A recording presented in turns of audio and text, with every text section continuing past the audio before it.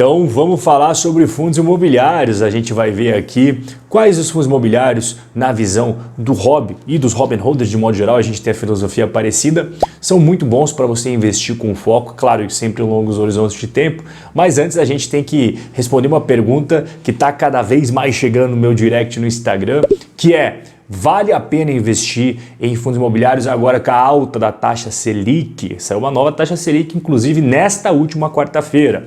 Então, só para rememorar, para dar uma contextualizada aqui, julho de 2015, taxa Selic 14,25% ao ano, aí 2018 já teve uma queda drástica, 6,5%, e julho de 2020, Selic a 2,25%. Então você viu aí que nos últimos 5 anos, né, a taxa Selic saiu no patamar super alto e veio caindo.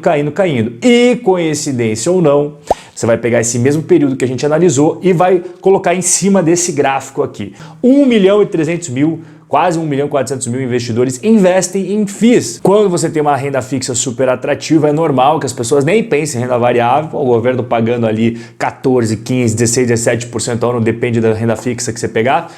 Para que vai subir risco na bolsa? Só que daí quando a taxa de juros foi a 2, o cara falou, tem que pensar em outras coisas. E a taxa Selic voltou a subir. Isso daqui, inclusive, dia 16 de junho, essa quarta-feira aí, 4,25% ao ano. E a perspectiva de muitos players do mercado é que ela continue subindo. Então o que você tem visto aí nos últimos tempos? Eu tenho observado isso daqui, ó. A renda fixa voltando a entregar maiores rentabilidades, ó. Primeira parte ali de cima, os pré-fixados do Tesouro, né?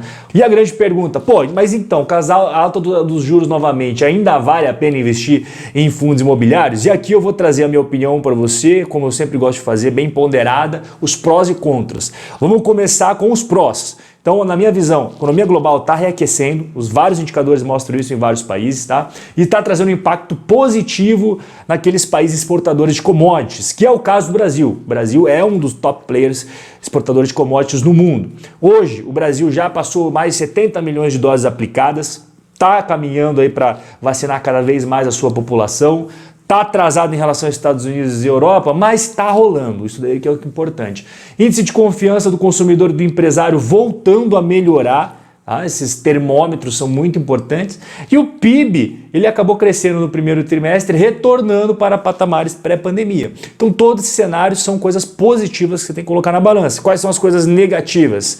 Crise hídrica, a gente está enfrentando ela no Brasil. Bandeira vermelha, questão da energia elétrica, nível 2, parece que vai realmente estar rolando essa bandeira vermelha devido à falta de chuvas. Carece o custo de energia elétrica para as pessoas, para a indústria. A inflação nos últimos 12 meses já chegou à casa dos 8%, e aqui eu estou falando do IPCA, eu nem estou falando do IGPM, o IGPM explodiu já faz tempo.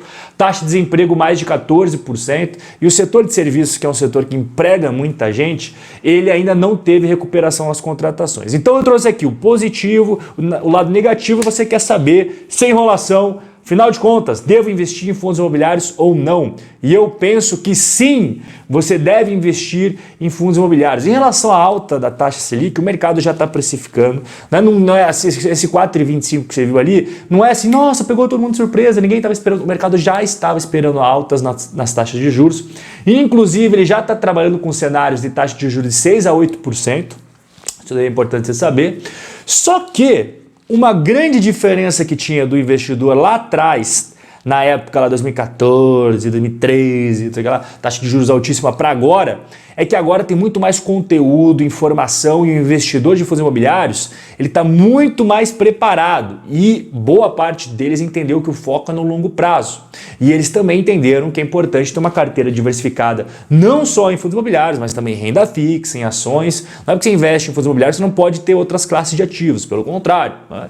Mas assim, cuidado, e aqui é a minha opinião, Rob falando, se as taxas de juros subirem além do que o mercado espera, que é ali que eu vi o máximo ali 8%, eu acredito sim que muitos investidores vão migrar para a renda fixa. Eu sei que teve educação dos investidores, eu sei que agora você tem foco no longo prazo, mas quando você começa a tornar a renda fixa muito atrativa, o investidor começa a pensar 2 vezes, tá? Então isso sim pode impactar o preço das cotas dos fundos imobiliários no curto prazo e médio prazo, se vier acontecer uma taxa de juros a 9, a 10, a 11, enfim, tá? Isso com certeza é algo que tem que estar no teu radar.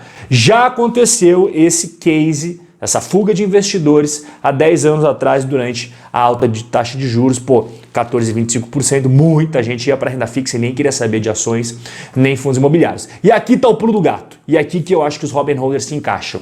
Quando você tem uma filosofia de longo prazo, você vai passar por várias mudanças nas taxas de juros. Eu já passei por várias. O seu foco não deve ser ficar girando o seu patrimônio, pagando imposto para o governo toda vez que você vende lá os fundos imobiliários com lucro. Não tem isenção nos fundos imobiliários. Taxas, emolumentos, corretagens, gastos extras, tudo isso é igual sabonete, cara. Patrimônio é igual sabonete. Você fica mexendo, ele vai diminuindo cada vez que você mexe nele. Então, seu foco deve ser o fundamento dos fundos imobiliários. Então, agora a gente vai passar para o fundamento dos fundos imobiliários.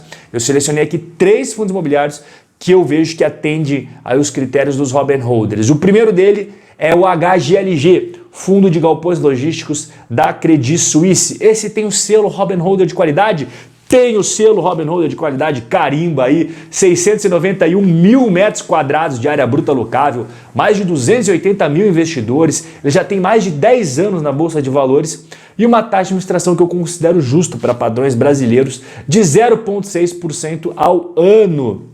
Os ativos dele são esses que vocês estão vendo na tela. Você vê que a grande maioria é em São Paulo. Nós temos 16 ativos imobiliários, então diversificação de ativos, isso é muito bom. Também tem uma certa diversificação geográfica, mas nem tanto assim. Vencimento dos contratos, são contratos de longo prazo, né? Ali para cima de 2025. A revisional dos contratos também, a grande maioria acontecendo em 2022, ano que vem, mas também outra boa parte só a partir de 2025. E aí eu tenho algumas novidades para vocês, tá? Assinatura de compromisso de venda, aí de compra e venda de 2 novos ativos logísticos no valor de 280 milhões. O investidor sempre gosta de ver o fundo imobiliário crescendo com mais e mais imóveis, então tá aí essa novidade bacana. E a venda de um terreno que eles tinham em Minas Gerais, resultando em um lucro de aproximadamente 44 milhões. Então informações positivas, mas também teve informação negativa. Aumento da vacância ocasionada pela devolução de um imóvel da Bosch. Devolução também de uma área de 3 mil metros quadrados pela Ericsson na HGLG e de São José e devolução de um dos 3 prédios detidos pelo fundo no Techtown pela IBM. Então a gente teve aí várias devoluções, mas quando a gente analisa os resultados, a gente vê que o fundo teve um ano de crise, que foi 2020, muito estável, sem maiores sustos.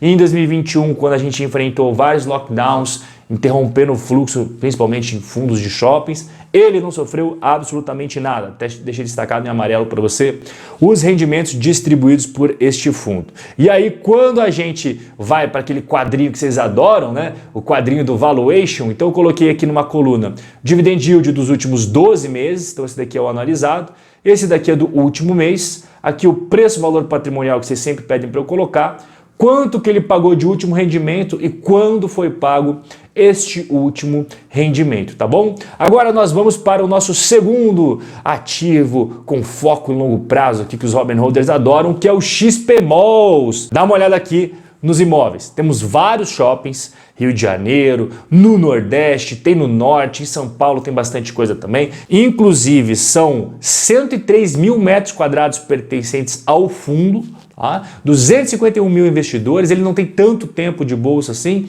mas são imóveis que têm ali um grau de qualidade bem bacana, é por isso que leva o selo Robin Holder. Mas eu quero deixar aqui destacado um negócio que eu não gosto muito, que é a forma como é cobrada a taxa de administração, gestão, etc. Tá? Taxa de administração, 0,75% ao ano. Tá bom, beleza, né? Mas daí tem taxa de performance e eu não sou fã de taxas de performance. Tá? Eu acho que só taxa de administração tá bacana, mas não é o caso aqui do XP Malls. Eles cobram uma taxa de performance de 20% do que excedeu o benchmark IPCA mais 6% ao ano. E as novidades do fundo? Cara, temos umas notícias não muito boas, que é o caso de abril de 2021, que foi até o momento o pior mês da pandemia em termos de resultado para os shoppings neste ano de 2021. Significativo aumento da inadimplência do portfólio, que atingiu a máxima do ano de 19%. Então, péssimas notícias, mas temos boas notícias também. Então, isso a gente falou de abril, mas em maio alguns shoppings bateram recordes de venda em maio de 2021, voltando com tudo. Os resultados da recuperação vão ser vistos nos próximos meses, conforme a inadimplência e os descontos voltem a patamares mais baixos. Ele concedeu desconto para muita gente, teve muita gente que foi inadimplente, mas as coisas vão melhorar. Aqui em azulzinho claro é a vacância dos shoppings e azul escuro é inadimplência. A gente teve um crescimento ali de fevereiro, março e abril, mas a tendência é que esses números melhorem daqui para frente com os shoppings todos abertos, as pessoas podendo comprar, a vida voltando ao normal. Diferentemente do HGLG11, que é galpões logísticos, o XP Malls enfrentou aqui problemas, né? Enfrentou certos problemas, a gente está vendo na tela, esse tracejado é a distribuição por cota. Então ela teve bastante volatilidade aí nos últimos 12 meses e super normal, fecha shopping, abre shopping, fecha shopping, abre shopping, acaba acontecendo isso daí. Então o quadrinho, você vê que o dividend yield aí dos últimos 12 meses está bem baixo, né? 3,60, mas obviamente devido a todos esses problemas que eu já expliquei para você. Dividend yield também baixinho, preço-valor patrimonial está abaixo do valor patrimonial e o último rendimento ele pagou dia 25 de maio, 30 centavos por cota. E agora nós vamos para o último, terceiro fundo de hoje, que é o KNR11, que nem a renda imobiliária, muitos edifícios em São Paulo, muitos galpões logísticos em São Paulo, mas também tem presença em Minas Gerais e no Rio de Janeiro. E esse fundo aqui, será que tem o selo Robin Hood de qualidade?